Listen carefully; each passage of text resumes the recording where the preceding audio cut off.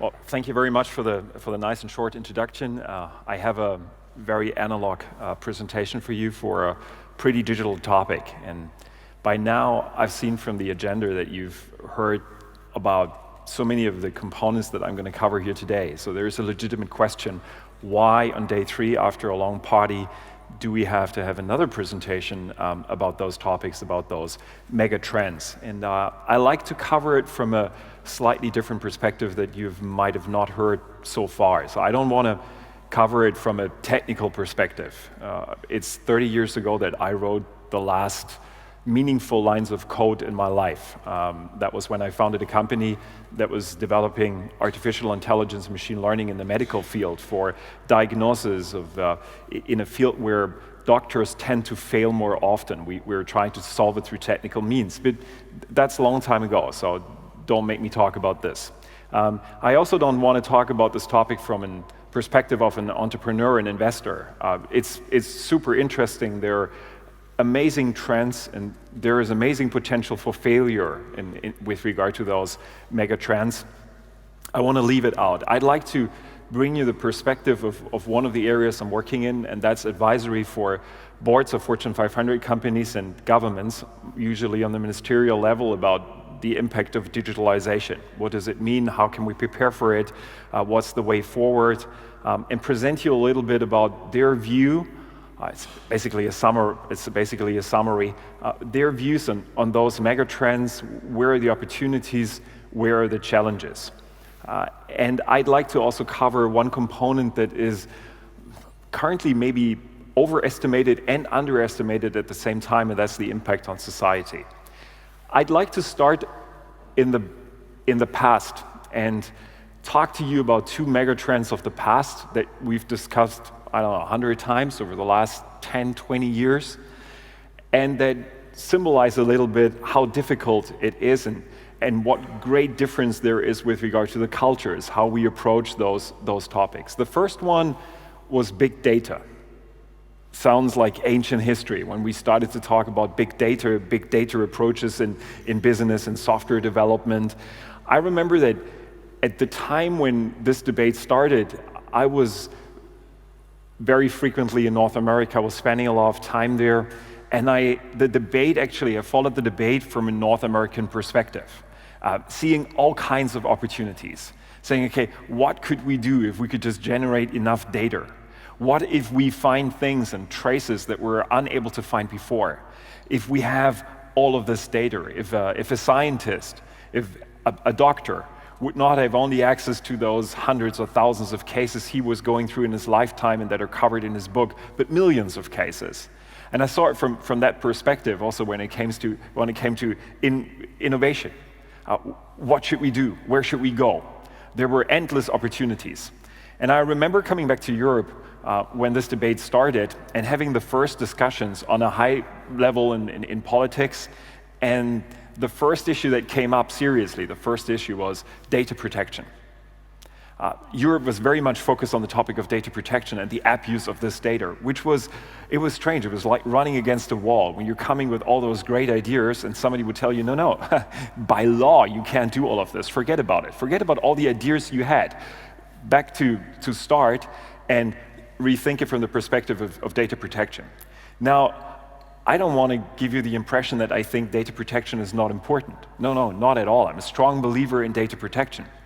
And I think we need to keep this in mind. However, the question is, where do we put the focus? And how do we motivate people to develop technology, come up with innovation, work all night if we're telling them right from the beginning that, well, it doesn't work, you can't do it. We're putting boundaries on you. There is so much regulation around you that you can't do it. I think the same is relevant with regard to security. There are a lot of discussion about cybersecurity and risks. I'm going to try to cover part of it in the later part of my talk, but it is very difficult if you put this in the beginning, if you don't allow the people to be creative. And I believe that when we're looking into the debate about big data, it is something that gave us the data protection regime that we have in Europe right now, and that is positive. But it also was standing in our way to maybe become a leader in this region when it comes to this kind of technology and having solutions that can be implemented today and that we can use for good purposes. a lot of the technology was developed outside of Europe, which is sad, and it's today applied outside of Europe. There are fascinating things possible outside of this region that are more difficult to implement within Europe. There's a second trend I would like to highlight briefly before I come to the topics that are more high on the agenda right now, and that's Internet of Things. I had the exact same experience with regard to Internet of Things. I remember that when the debate started, it was something pretty abstract. What's IoT? What's going to be the implication? Where do we need it? And I was in a laboratory, in a scientific laboratory of a European company in North America, where they, for the first time, did actually show me a real use case where I would say, wow, it makes sense to connect things. They embedded a technology, a very simple Wi-Fi technology and microprocessor into a driller, because people were drilling at the wrong time, at the wrong place all the time. So they had a client who had a problem with this, that people were drilling on electric components, and it was at the wrong time, and it destroyed the whole product. So what they did is a very simple thing. They integrated the driller into the production process, gave it a signal, and only when the signal came, it would give you the electric impulse and you could use it. For me, that was a moment where I thought, okay, well, there it makes sense. This is a great application. It's just one very simple thing. It was in the very early days of this trend, but I thought, wow, that's a very good approach. And then I came back and had a discussion with the European Commission, with people of the Commission, and the first question, seriously, the first question that was asked to me was, do we need to connect every fridge to the internet? And at this time, my response was, no, we don't. There is absolutely no reason we need to do this. However, this is the absolute wrong question. The question has never been, do we need to connect fridges to the internet? But what can we do with this kind of technology? What opportunities does it offer? Where are the risks? Where are the challenges that we need to address right from the beginning, by design? And these questions were not asked. It was more a debate about, more in general, why do we need this? Is there any need for this kind of technology? And I believe actually that my answer that I gave them, the no answer, is wrong. So today, a couple of years later, I think it is wrong, and it is because I moved. I moved locations. I moved and I went to a new supermarket that I've never been to before. And I realized, despite the fact that it is from the same chain, from the same company, run by the same company, I didn't find a single product because I was so used to the other supermarket. And after a few weeks, this feeling disappeared. I knew exactly where I find the products that I take, and I realized that I'm buying the same things all the time. I'm buying the same milk, the same yogurt, the same butter, the same cheese. If you connect your fridge to the internet and you equip it with sensors or cameras, and it will show you, well, these products are missing. And if you have a provider who covers the last mile and brings you those products when you're back from work, well, there is an advantage. I actually realized that I'm lazy enough to use this kind of technology. So maybe connecting a fridge does actually make sense if you go beyond just saying, from a dogmatic point of view, I don't need this, but maybe say, yeah, I'm a lazy person. And I believe that if I'm allowed to say this as maybe one of my main messages, is that one of the difficulties in this discussion about technology, that is a global discussion, just like this conference is a global conference. We're all using the same programming languages. We're all using TCP/IP. You cannot participate in this world if you say, I don't agree to the global standards. However, there are incredible cultural differences when it comes to technology development and coding. It is like going to a different world. And one of the differences I see, because I'm traveling so much, is that very often in Europe we're trying to develop the most sophisticated solutions for everything. We're trying to really develop state-of-the-art technology, while the North American market is very much focused on consumer interest. If you have lazy consumers that want a product that is very easy to use, it doesn't need to be rocket science, just give them whatever they want. It's a demand-driven process, not maybe this intellectual process where we're saying we want to present the best product, the best technology. And that takes us into slightly different directions. It takes us to the fridge with the internet connection versus saying, no, we don't need this kind of technology. Now, I got a couple of other topics for you, and this is where I would like to move to the more recent discussions about some of the mega trends and how especially governments and the highest decision makers in governments see them. The first one that I have here on the list for you is artificial intelligence and machine learning. I have a history in this field, so it's kind of an emotional topic for me, because at the time when I was developing solutions in this regard, I was on the completely wrong track. And I can say this, it was not only me as kind of a justification. A lot of those people at this time in the late 80s and early 90s were running into the completely different direction, because we were trying to copy the structures of the human brain and develop a software around this, something like the human brain, to put us in a perspective of saying, let the machine learn like a human and let it copy a human. It was crazy with regard to different aspects. First of all, as we know still now, the topic is way too complex to build a software around it so far. We can't do it. We don't have the power to run processes that are that complex. But that's not the only thing. It's also a crazy idea, because why would somebody copy the human brain? The human brain is so full of weaknesses. The entire human nature is so full of weaknesses. Why would somebody take it as a model? I know it's very difficult to say this because we're all humans and we're thinking, wow, we're state of the art. We're so amazing. We're the best. We're the most amazing, most developed species. But if you see it from a developer's perspective, you can say, well, I can do much better than we. I can produce something, I can produce a robot that does various things so much better with regard to the way he does it, with regard to his abilities. For example, I can't see at night, but I can build a robot that can see at night with night vision cameras. I can't see around the corner. However, I can just attach a radar sensor to a robot, and he might be able to look around the corner. There's so many things how we can improve processes if we don't copy a human. But we at this time just thought, oh my God, that's what we want to do. At this time, some of the scientists started to move into a different direction, and they said, no, let's not do this. Let's just build things where, with regard to specific tasks, a machine can do better than a human. And they succeeded. In the beginning, that was not really much of artificial intelligence that was used. For example, when you see how a machine was beating the human in chess, that was more like a brute force attack. It was more big data than artificial intelligence. But this moved on. This field developed in a way that I could not anticipate, and many of my scientific colleagues couldn't anticipate at the time when we were coding. And that is that we're today at a place where, for example, a machine is beating a human in Go, which was unthinkable at this time. There's so many amazing developments taking place in this regard. And there are, and I'd like to mention this right from the beginning, there are legitimate concerns about this. Interestingly enough, one of the main questions that were asked by ministers once their advisors, the local advisors, are leaving the room, is usually, is AI going to kill mankind? Is AI going to eliminate all human beings on the planet?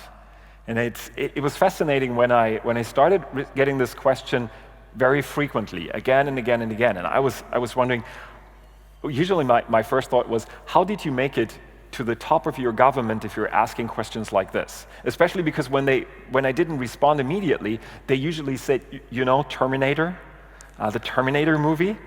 And I was wondering, you know, how can you ask questions which are based on a Hollywood movie? Didn't you read about it?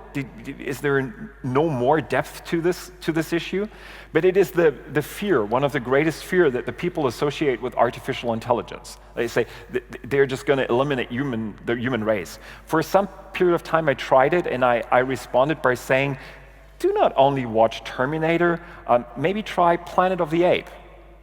And there was usually a response like, why would I watch this movie, or I know this movie? Well, the very early movies were actually really good ones. These were movies that were pointing towards real social issues in the old days when the first movies came up, the first Planet of the Apes movies. And what I was trying to tell them is, if an AI is so super smart that it can eliminate the entire human race, it probably watched all movies that are available, and one of them is Planet of the Apes. And what it would have learned at this time is that if you're trying to fight against humans, or if you're in a confrontation with humans, or only in a conflict with humans, well, the humans are always hitting back as hard as they can. you would see that the apes get so smart that they were basically eye to eye with the human race, and they usually always negotiate and say, you're staying on this part of the planet, we're staying here. Humans wouldn't accept it. They would just blow up the entire planet and would not accept a peace with another species. It's maybe something that you've also seen in politics lately when Melania Trump introduces her husband, or was talking about her husband at the Republican convention when he was nominated as the candidate for the Republican Party. She said, if somebody hits the Donald, he's going to hit back 10 times harder. And she was proud of that. That's maybe something that an artificial intelligence could learn what would happen when they start fighting against the human race. And so why would an artificial intelligence start a war against the human? It doesn't make any sense. We could already right now, with the technology we have, we could send up a rocket to Mars. We could have a satellite dish on Mars that could communicate with Earth and upload the latest technology that we develop with regard to artificial intelligence. We could have a laboratory there, we could have 3D printers, and they could replicate there, and they could spread out through the entire universe. We are stuck on this planet. I don't think there is going to be a fight about this planet and the resources of this planet if there is the whole universe out there that artificial intelligence could inhabit if they want. Okay, so I don't believe that this is the main challenge when it comes to this technology. I'm a great believer in the technology. I think it's sometimes overrated at the moment. If you attach artificial intelligence somewhere to your product, everybody says, oh my God, it must be amazing. So you need to be a bit careful about what is really artificial intelligence and where does it make sense and where does it absolutely not make sense. Not everything we see, every process we see in our real world needs artificial intelligence, but there are some areas where we can actually use it.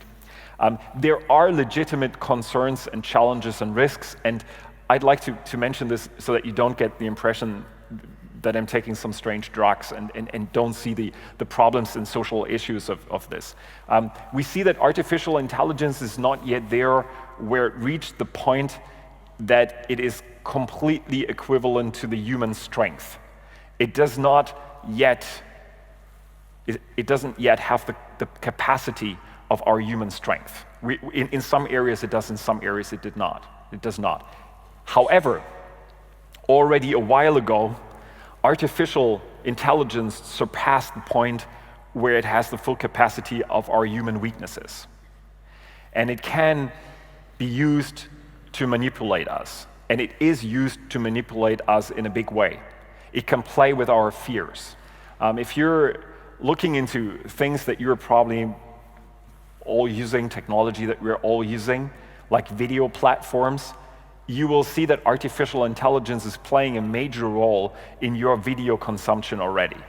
There are estimations that around 70% of all videos viewed on YouTube are recommendations, are things that were recommended to you. You didn't open this video yourself, but it was recommended to you and you clicked on that button. And the recommendation process is a process that is controlled by artificial intelligence. Well, I'm not too bothered. I mean, usually I like the recommendations. I had colleagues that were in the past fighting against recommendations. Whenever Amazon was suggesting a book to them, they wouldn't read it, despite the fact that they said, I know that I would like this book, I just don't read it. Or when they were typing in a search engine and the search engine would complete your sentence, they would continue typing because they said, I don't want an artificial intelligence to tell me what I'm searching for, which is completely insane. However, when it comes to those processes, if we're looking deeper into the question of what does it mean if an artificial intelligence suggests a video to you and you open it, there are legitimate questions that we need to raise. It's fascinating how many people are opening videos or watching videos of flat Earth theory. There are people who seriously believe the world is flat, our planet is flat, and they strongly believe in this. If you are looking for related topics on YouTube, it is amazing how many people are suggesting videos that promote flat Earth theory, despite the fact that most people on this planet know it is not true. Everybody who's been sitting on a plane most likely knows that it is not true. But there are people and there are suggestions that are taking people into a certain direction and they can influence them. And we need to ask the legitimate question, why does this happen? Does it happen because the algorithm really believes that this is important stuff for you, or does the algorithm do this because they want to place advertisement and they know that you're spending a significant time or maybe just very limited time there? We need to, when it comes to the capacity of artificial intelligence and especially the ability to judge us and to take us into certain directions, we have to definitely be careful. However, I don't think that killing humans will be the future of artificial intelligence. There is a likelihood, we need to discuss it, we need to discuss ethical boundaries. I think we're going to reach different challenges, and I don't really find them well addressed in the current debate. One of the biggest challenges, I think, is the question, we're already here at this point, do we trust the results that are presented by artificial intelligence? I remember in the very early days of navigation systems in the car, my navigation system would frequently give me advice to leave the freeway because there's traffic jam ahead of me. And I ignored it. I completely ignored this advice, and usually I would say in 50–60% of the time it was good to just continue because the data was old. It was, they had old data, they thought there is a traffic jam, there was nothing there. However, today, if my navigation system says there is a traffic jam 500 yards ahead of you, it is going to be there. There's no debate. I trust the machine. The question is, will we be able to trust the results that are developed by artificial intelligence? And will we allow ourselves to say, okay, we accept this without verification process? I give you an example. Let's say you have an artificial intelligence running on supercomputers, and it is for 1 year going through the question, how can we solve the climate change, the climate crisis that is ahead of us? And after 1 year of calculation, the artificial intelligence tells you, you know what, I got the solution for you. We can stop climate change. We can actually reverse it. You're going to say, amazing, how long is it going to take? And it says, it's just going to take a few weeks. You say, wow, how are we going to do this? And it says, you just have to release certain quantities of gas, of specific gases, at certain locations at a certain period of time for a certain duration. Well, that sounds really easy. That sounds like a scientific approach. Okay, so show me the gas that we should release into the atmosphere to stabilize the climate. And you get a list of gases, and you're looking at it, and it says toxic, toxic, toxic, toxic, toxic. They're all toxic. And say, are you kidding me? I mean, you want to kill us. You want to kill us, despite the presentation I gave before. You want to kill us. And the artificial intelligence says, you know what? Don't tell me that I want to kill you. You know, you cannot calculate the weather forecast for tomorrow without a computer system. You know nothing. I was calculating for 1 year. And by the way, if you're looking at chemotherapy, it looks like you want to kill the patient, but you want to cure it. So trust it. Nobody's going to die. If you release those gases into the atmosphere, the climate will stabilize. So what are we going to do now? Option one is we're just going to say, okay, we trust it and release the gas, and maybe we're all going to be dead. Or plan B is we're going to tell the artificial intelligence, okay, I don't trust you, give me the formula. And the response of the artificial intelligence might be, okay, put some more paper in the printer, and I'm going to start printing now a 2,000-kilometer long formula, and if everybody that is born on planet Earth moves into the field of physics and climate and everything, it will take you 10,000 years to go through a verification. I mean, we have single formulas that people in the field of math came up with 300 years ago, and we can still not verify it. And that was done by a human, so imagine what a machine could do. Now we need to ask ourselves the question, are we going to wait 10,000 years to go through a formula? Or are we going to trust the results of the machine if we cannot verify it? And that's an important issue. And I haven't seen this debate being broadly discussed, that we're having this debate broadly, and discuss the point of how do we develop this trust? The next issue, which is fascinating, is quantum computing. I used to ask ministers about their strategy with regard to artificial intelligence, and I'm going to come back to this in a few seconds when we're talking about what's the impact on society. Right now, I prefer to ask them, what's your quantum computing strategy? Because quantum computing is offering so many opportunities. It has the potential to be completely disruptive. It also has the potential, by the way, to be a complete failure, and not a complete failure, but that we're having too many expectations with regard to the results. The current developments are so amazing that I believe it is unfair to say it's going to play an important role in the future, because it already does. The developments that we've seen over the last 5 years are breathtaking. When you're looking back, like let's say 10 years, and we're talking about when we're measuring the capacity of quantum computers, and we looked at 5 qubits, I mean, you could say, I'm laughing. My cell phone in my pocket is stronger than the best quantum computer. There's absolutely no question about this. When we continue and we just look at the pure numbers, and we're looking at the fact that we have quantum computers that can work with 80 qubits right now, I can just tell you this is an incredible development. Now you might say, okay, what are you talking about? It's 80 qubits, that's nothing. We're talking about gigabit processors, transistor-based processors. You're talking about 80? Compare the number of 2 gigabit to 2 gigahertz computer to 80 qubits, but this is exponential. That's 2 exponent 80, and that's an incredible number. It won't be the solution for everything. Don't expect, or I currently don't expect to find a quantum computer as a processor in my phone or in the computer. So it won't be CPU, GPU, and QPU. That's not the point, but it will be, for certain operations, it will be a solution to take us forward and to offer us the possibility to calculate issues that we can't calculate right now. It will have major implications. It will mean the end to our random-based number-based encryption that we're running right now. It will mean a main challenge to one of the core elements of our cybersecurity strategies or security strategies in general. And we can only hope for quantum encryption to be ready at the same time that these machines are able to decrypt anything, any encryption that we're using right now. There is an estimation that 400 qubits will be needed, and that means the end of any encryption. Let's see if it takes that long. But quantum computing certainly has the potential to be highly disruptive. And businesses, developers, and entire countries need to prepare for this.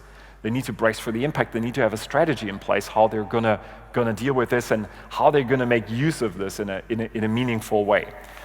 Maybe just I'm gonna skip robots because there's also incredible development going on in this field, in the field of robotic. Not to copy the human again. I think that's a mistake. If you want to build a machine that can catch a phone and at the same time pick up things, we don't really have this yet. These very precise mechanics, we don't have it. But when it comes to basic functions, we can see that robots have done tremendous progress. The development has taken us to a completely new level, and I believe that this is going to continue and again pose many questions. I'd like to speak maybe as a last issue about 5G. It's another topic which is very important. It's going to be an enabler for a lot of great technical developments, and it's, from my point of view, underestimated in the current debate. 5G is not a faster 4G. A lot of people think when they hear, okay, I remember that I went, when it came to cell phone services, I went from 3G to 4G, and the internet got so much faster. Yes, with 5G, it's going to be much faster, but the idea is not to have your beloved cat videos on YouTube faster on your cell phone. That's not the idea. The main advantages are in the field of latency, that you're getting a much faster response.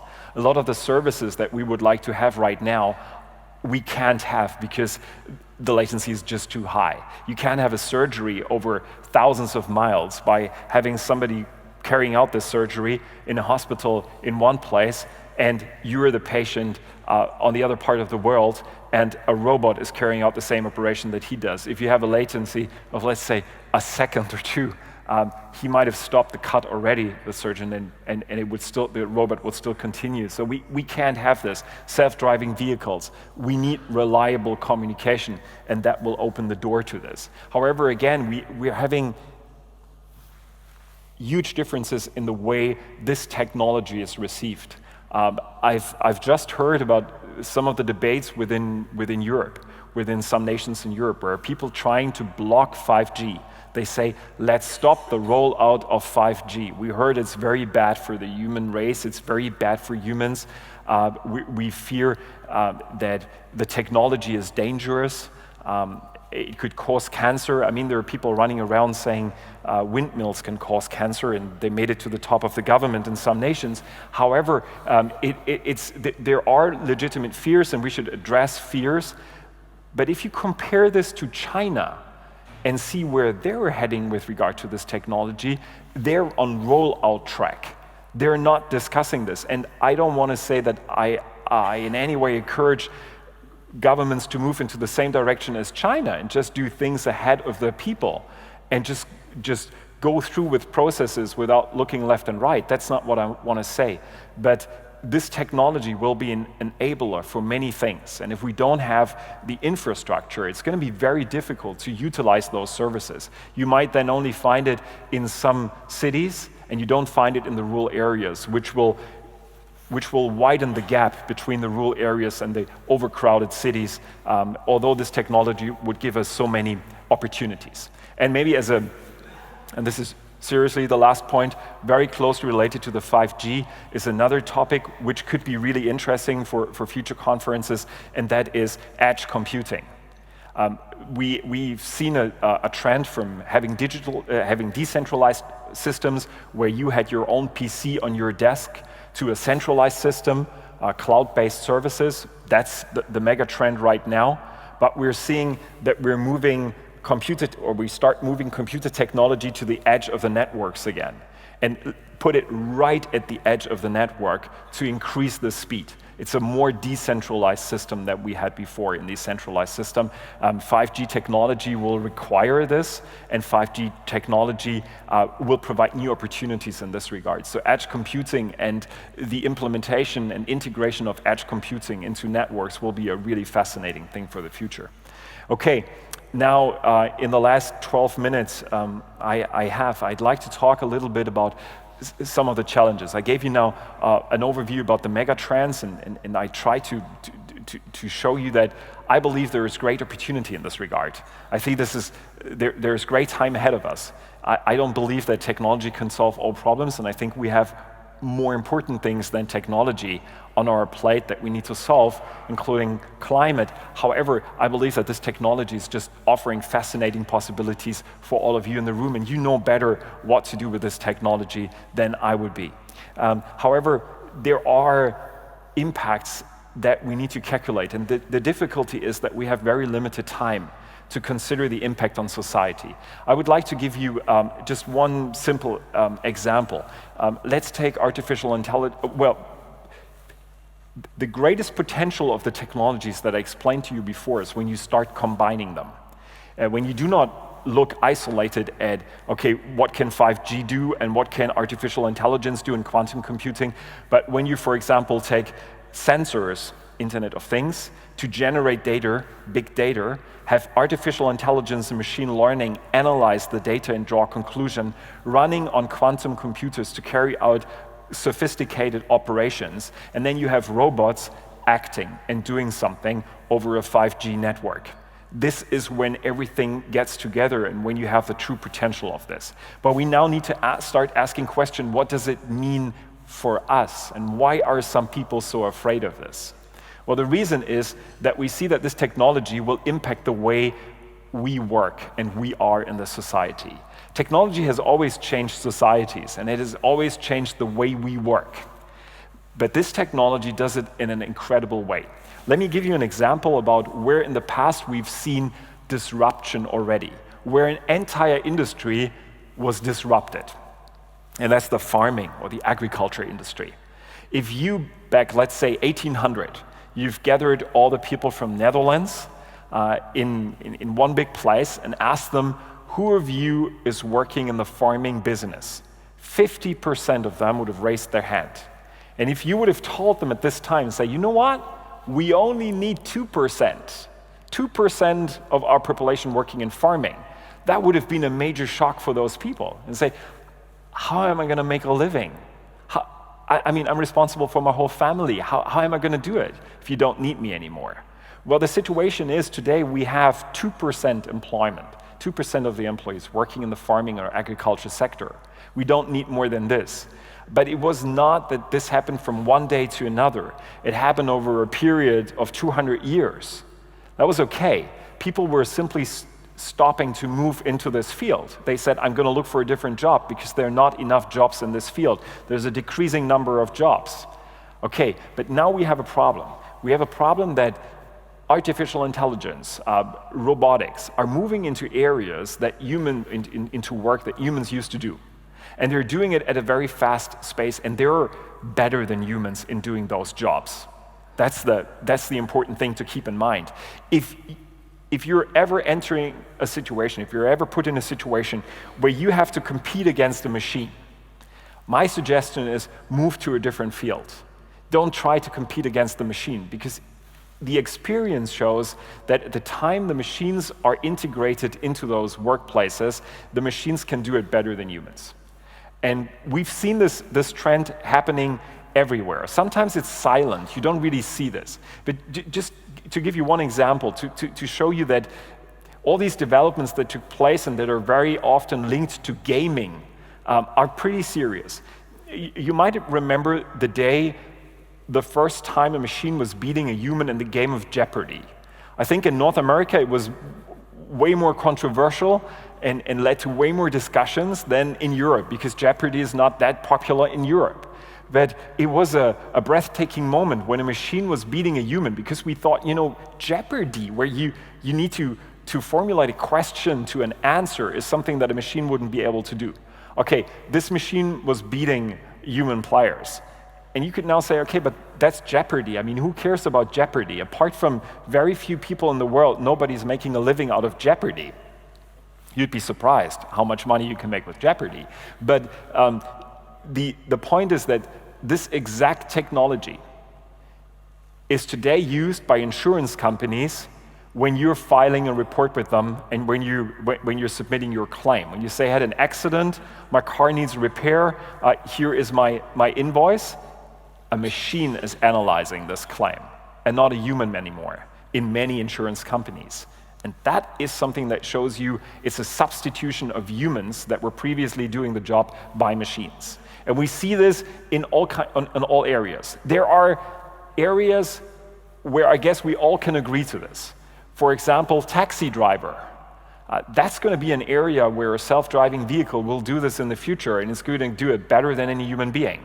I'm really surprised all the time when I'm talking to senior decision makers and I'm asking them, imagine you're arriving at 4 o'clock at night at the airport, you're just coming back from a business trip, and you have to choose between a self-driving vehicle and a taxi driver. Which one would you choose? They all choose the taxi driver and say, I don't trust the machine. And I say, at 4 o'clock in the morning, the guy might be sleepy, you don't know if he's drunk, if he has personal problems. We see so many accidents caused by humans. We see hardly no accident on the road caused by machines, despite the fact that we have more and more experimental self-driving vehicles, fully self-driving vehicles on streets. Why? They're not only not actively involved in accidents that they cause the accidents, they even have technology to prevent accidents that other people, human drivers, would cause. By saying, okay, if somebody is with high speed approaching me and might crash into me, I'm just moving away because I have sensors in the back. I don't have eyes in the back. I can't do the same things. So we can all agree that maybe with regard, especially in the beginning, self-driving trucks, that's going to be the first trend, because if you're buying a truck for $2 million, it's not a big deal to implement technology worth $50,000 that can turn it into a self-driving vehicle. If you're buying a car for $20,000 and somebody's asking you, would you like to turn it into a self-driving car for another $50,000, you might consider it at this moment, but you won't necessarily do it. So it might first be trucks and then be taxis. But I would like to take you into a different direction. It will not only be truck driving and taxi. It will not only be mechanical work. It will be anything, any job that shows a degree of repetition, where what you do on Tuesday is similar to what you did on Monday and what you did last week and 2 weeks ago. And I can just say, anything I'm doing A machine will in the future be able to do better than I. For example, giving this presentation. I can give a presentation and I can talk to you, and I'm not using slides intentionally because I would like to look in your eyes. And if I see you're falling asleep or you start playing on your cell phone, well, if I need to follow my presentation, I cannot change it. I cannot move us to different topics. I have to follow the presentation. So I prefer to look into your eyes and adjust my presentation according to what your eyes tell me or what I interpret your eyes are telling me. However, I can't see the people in the back. I cannot look in your eyes and see if you're playing with your cell phone or not. A machine would be able to focus on all your faces, see micro vibrations in your faces, and be able to say, okay, this is now 10% of the people being distracted, 20%, I need to adopt. So anything, any work can be done by machines in the future, and we need to prepare for this. And we need to ask the question, how can we as a society adapt? What are we going to do with these people that are losing their job? How can we offer them to do something good? Because it is not only important to have work to make a living. That's the one component. But it is also building up the way you are. When you're successful in your job, you feel better than when you don't have anything to do. It is incredibly important for our societies that are built around jobs, where one of the most important questions is, what's your job? What are you doing for a living? I mean, I would love to live in a society where this is not the main question. However, that's the reality. So politicians need to start thinking about what is the solution. And I would like to share one interesting thing that I found maybe the most fascinating thing with regard to this topic. And that is the view of Fortune 500 CEOs when it comes to the question, how do we respond to this challenge?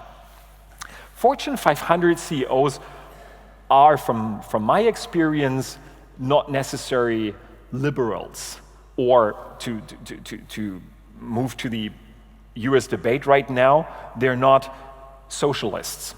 They wouldn't consider themselves to be a democratic socialist like Bernie Sanders or Alexandria Ocasio-Cortez would do. They're more conservative in general. I agree something, I guess we can all agree to. However, there is a large degree, I don't know if I would say a majority, but somewhere close to a majority from my experience, of leaders of those largest companies in the world that are promoting the idea of a basic income. A basic income that is independent of your work. You're getting this money independently of whether you're working or not. You will have this amount on your bank account. We can discuss how much is it. Is it going to be a small amount? Is it going to be a larger amount? How do we finance it? There are many questions related to this. But I can tell you that, interestingly, those usually highly conservative people, there is a large number of them that are open to this idea of a basic income, a more or less socialist idea. And why is that? That is because we're going to have tremendous difficulties in our societies if we are losing those jobs. If this technology is not only disruptive with regard to kicking some of the major players out and new companies coming up, but changing the way we're living, changing our society, changing our ability to participate in the workplace. And therefore, I believe it is very, very important not only to talk about the question, is there any potential damages to my health if there is a 5G station somewhere around the corner, but the question, what will the technology that will be put on top of 5G, the technical development that will come and that might substitute humans in the workplace, what will it mean for our society?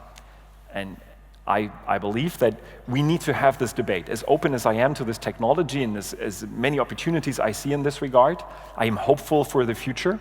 However, at the same time, I'm fearful that we're not having this debate and that it is going to hit us hard, and we will not be structured, and we won't have much time to adapt and say, okay, let's now quickly develop something, but that the consequences will be visible very fast, and that this could lead to very difficult political situation in those countries, great shifts in our political systems, which will be challenging and which will challenge to something that was mentioned by you in the opening. We're living in a wonderful world.